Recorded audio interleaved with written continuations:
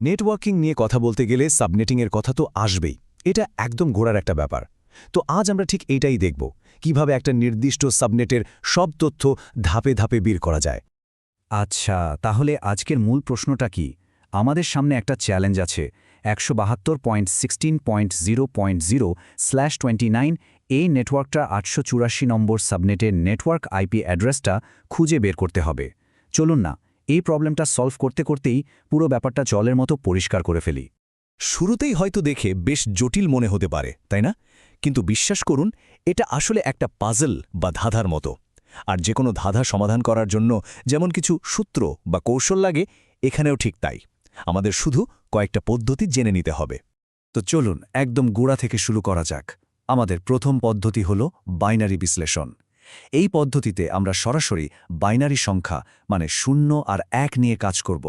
আর এটাই কিন্তু পুরো ব্যাপারটার পেছনের আসল লজিকটাকে একেবারে চোখে আঙুল দিয়ে দেখিয়ে দেবে। এই বাইনারি পদ্ধতিটা ব্যবহার করতে গেলে আমাদের মোট 4টে ধাপ পার হতে হবে। আর এই 4টে স্টেপ ঠিকঠাক ফলো করতে পারলেই দেখবেন আমরা সাবনেট নম্বর থেকে একদম ফাইনাল আইপি অ্যাড্রেসটা পেয়ে গেছি। শুরুতেই একটা খুব জরুরি বিষয় মাথায় রাখতে হবে। আমরা খুঁজছি 784 নম্বর সাবনেট, তাই না? কিন্তু আমাদের সব হিসাব করতে হবে 783 ধরে। এখন প্রশ্ন হলো কেন? কারণটা খুব সহজ। নেটওয়ার্কিংয়ের জগতে গণনা শুরু হয় 0 থেকে, 1 থেকে নয়। তাই যে সাবনেটটা আমাদের দরকার তার থেকে 1 কমিয়ে হিসেবটা শুরু করতে হয়। এটা কিন্তু একটা গোল্ডেন রুল। এবার এই টেবিলটার দিকে একটু তাকালো যাক। এটাই আসল মজা। দেখুন 783 সংখ্যাটাকে কিভাবে বাইনারিতে ভাঙা হয়েছে। যে বিটগুলোর মান 1 বা অন করা আছে, মানে 512, 256, 8, 4, 2 আর 1, এগুলো সব যোগ করে দেখুন তো কি হয়। ঠিক ধরেছেন, 783। দারুণ না ব্যাপারটা? এখন প্রশ্ন হলো, এই বাইনারি নম্বরটা আইপি অ্যাড্রেসের ঠিক কোন জায়গায় বসবে? আমাদের মাস্ক হল /29। এর মানে হল নেটওয়ার্কের জন্য নির্দিষ্ট বিটগুলোর পর থেকে 29তম বিট পর্যন্ত জায়গাটা সাবনেটের জন্য রাখা আছে। আমাদের এই 783-র বাইনারি রূপটা ঠিক ওই ফাঁকা জায়গাটাতেই বসে যাবে। আর এই স্লাইডটা চমৎকারভাবে দেখাচ্ছে আমাদের ওই বাইনারি নম্বরটা কিভাবে তৃতীয় আর চতুর্থ অক্টেটে ভাগ হয়ে গেল। খেয়াল করে দেখুন, তৃতীয় অক্টেটের জন্য আমরা পেলাম 0001100 আর চতুর্থ অক্টেটের জন্য 011110000। এখানে শেষের 3টা শূন্য কিন্তু হোস্ট বিট, যা নেটওয়ার্ক অ্যাড্রেসের জন্য সবসময় শূন্যই থাকে। এবার শুধু ফাইনাল হিসেবটা মেলানোর পালা। তৃতীয় অক্টেটের বাইনারিটাকে ডেসিমেলে আনলে কি হয়? 16 আর 8 যোগ করে হয় 24। আর চতুর্থ অক্টেটের ক্ষেত্রে 64, 32, 16 আর 8 যোগ করলে আমরা পেয়ে যাই 120। মিলে গেল তো? আর এভাবেই আমরা পেয়ে গেলাম আমাদের কাঙ্ক্ষিত উত্তরটা। 784তম সাবনেটের নেটওয়ার্ক আইপি হল 172.16.24.120/29। হ্যাঁ, মানছি বাইনারি পদ্ধতিটা একটু সময় সাপেক্ষ, কিন্তু এর সুবিধা হল ভেতরের আসল লজিকটা একদম পরিষ্কার হয়ে যায়। বাইনারি পদ্ধতি তো আমরা বুঝলাম, কিন্তু পরীক্ষায় বা ইন্টারভিউতে এত সময় কই? তাই এবার আমরা একটা শর্টকাট দেখব। এটা বিশেষ করে ক্লাস বি নেটওয়ার্কের জন্য বানানো একটা ফর্মুলা, যা দিয়ে হিসাবটা অনেক দ্রুত করে ফেলা যায়। চলুন নতুন একটা সমস্যা নেওয়া যাক।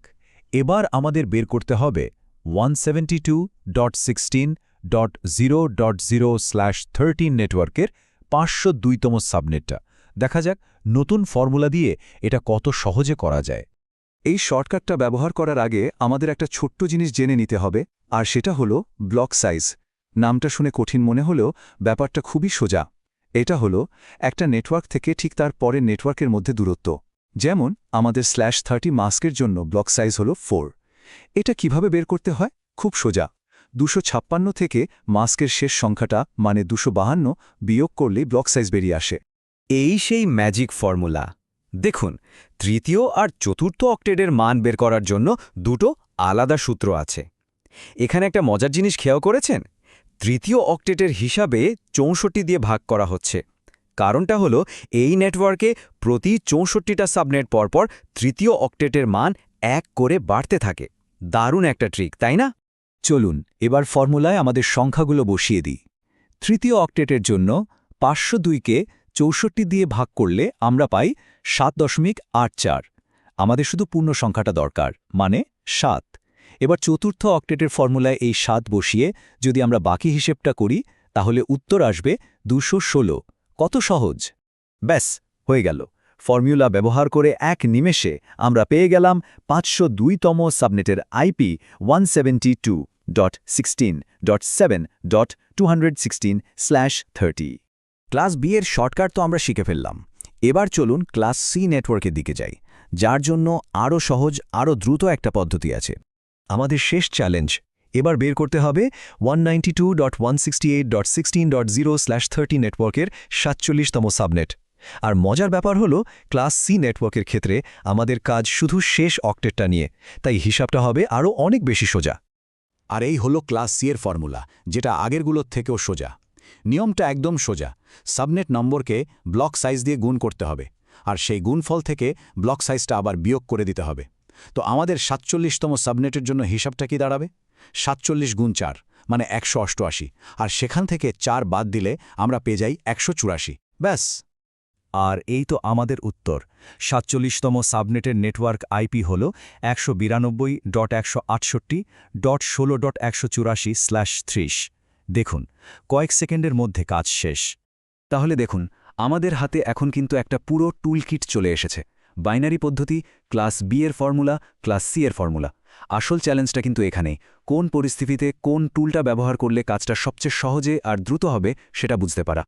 চলুন আমাদের পুরো টুলকিটটা একবার এক ঝলকে দেখে নিই। বাইনারি বিশ্লেষণ হলো আমাদের ভিত্তি, যেটা যে কোনো নেটওয়ার্কের জন্য কাজ করবে।